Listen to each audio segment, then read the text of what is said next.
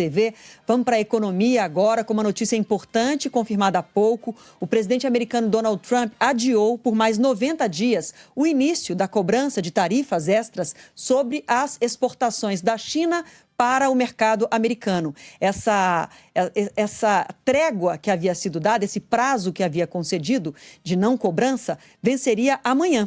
Essa trégua tarifária deveria acabar amanhã, mas Donald Trump, então, agora confirma que adiou esse prazo por mais 90 dias e, nas palavras de Trump, a China estaria colaborando com as negociações com os Estados Unidos. Eu já vou jogar a palavra para a Juliana Rosa, que já está aqui entre nós. Boa tarde, Ju. Tudo bem, Dri? Boa tarde para você. Boa tarde, Renan. Oi. Boa tarde, você que está aqui entre nós. Ju, por lá, segundo Trump, negociações caminhando, tanto que essa trégua é estendida. E aqui no Brasil, a notícia é exatamente o contrário. A gente abriu hoje o Entre Nós com a notícia que o ministro Haddad confirmou que não tem reunião mais com o secretário do Tesouro americano, Scott Bessent. Ou seja, a esperança que havia de que uma conversa se estabeleceria em bases comerciais, em cima dos números do comércio Brasil e Estados Unidos, ela não tem nem data agora, segundo Haddad. Ou seja, uma situação bastante complicada para tratar de negócios com os Estados Unidos. Né? Isso é bem emblemático, né, Adriana? Porque o que a gente está percebendo é uma dificuldade do Brasil sentar na mesa para negociar. A China está negociando, outros países conseguiram sentar na mesa para negociar e hoje cedo a grande expectativa era que, diante da dificuldade do Brasil em encontrar canais de diálogo para negociar comercialmente, o ministro Haddad vinha ele próprio dizendo sobre estar confiante dessa aproximação que seria com o secretário do Tesouro, Scott Bessent, a pessoa onde eles conseguiram criar uma aproximação, um canal, alguém que é próximo ao Trump, que tem acesso direto ao presidente americano Donald Trump.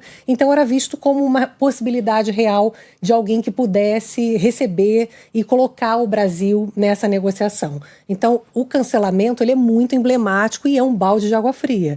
Porque até agora o que a gente está vendo é uma dificuldade, inclusive, de se chegar até a negociação em si. A gente não conseguiu nem conseguir, olha, eu quero te oferecer isso, né? A gente fala das terras raras, né? Que o Brasil tem a segunda maior reserva de terras raras do mundo depois da China e que isso é fundamental para os Estados Unidos, porque, de fato, os Estados Unidos, essa guerra, o fundo dela é Estados Unidos querendo tirar o poder da China, que cresceu muito. A China, no caso das terras raras, tem 90% da produção desses metais que servem para tecnologia, mas a indústria de defesa americana depende dessas terras raras. Então, o fato do Brasil ter esse tipo de questão para oferecer poderia ser importante. A gente não explora, é caro, precisa de tecnologia, mas a gente não conseguiu nem chegar nesse momento. Então, agora o que a gente vê é um aumento agora de tensão diante de uma chance que parece cada vez menor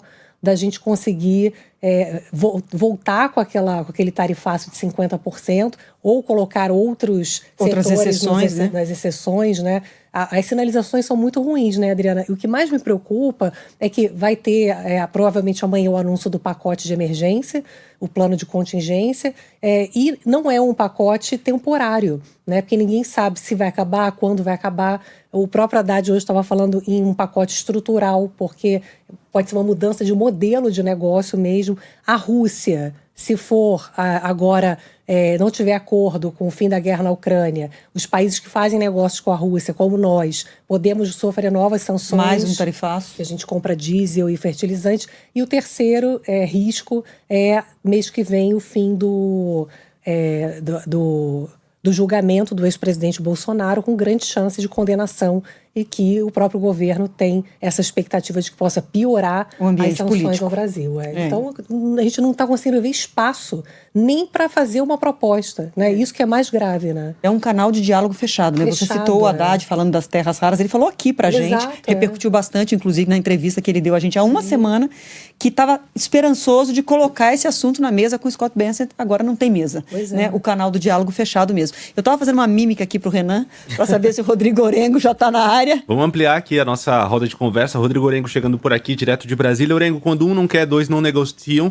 como a Juliana falou, vou usar uma expressão dela aqui, um banho de água fria, essa não ligação, né, do Haddad. Boa tarde para você. Ceticismo total, viu? Boa tarde, Renan, Adriana Ju, boa tarde a todos. E diante desse quadro, hoje o governo vai bater o martelo. Tem uma reunião logo mais do presidente Lula com o vice-presidente, ministro de Desenvolvimento, Indústria e Comércio, para alinhar os detalhes de uma medida provisória que vai ser editada em socorro, um pacote de socorro aos setores.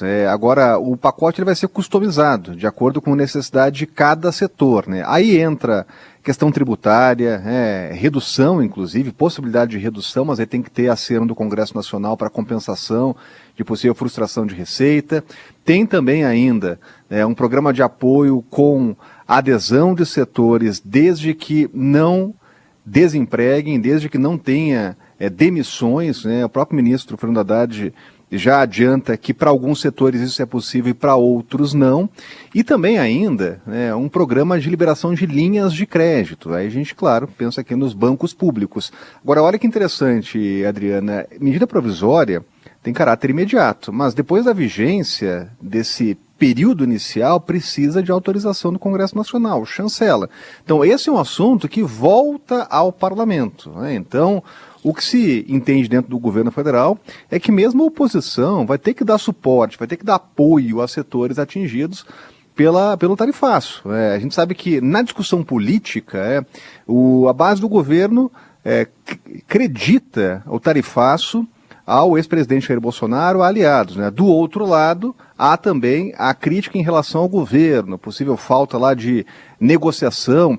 Mas do ponto de vista pragmático, a gente está falando de setores que vão ser muito atingidos e precisam aí de respostas, né? E a resposta vai sair por meio dessa medida provisória, né? O texto vai ser fechado logo mais nesse encontro de Lula com o vice-presidente Geraldo Alckmin.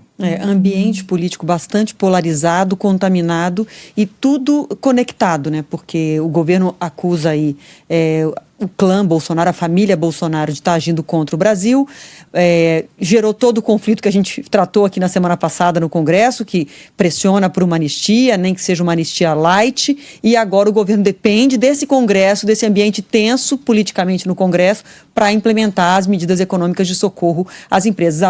A Ju arredonda aqui para a gente, Ju, além de tudo, o governo não sabe efetivamente quanto tempo cada empresa afetada pelo tarifaço vai precisar para redirecionar seus produtos, para reestruturar o negócio, se de fato se consolida 50% como a taxa por tempo indeterminado, que é a realidade que a gente tem que encarar agora. Exatamente. Né? Se esse canal de diálogo está fechado, o que está posto é 50%, é a nova regra.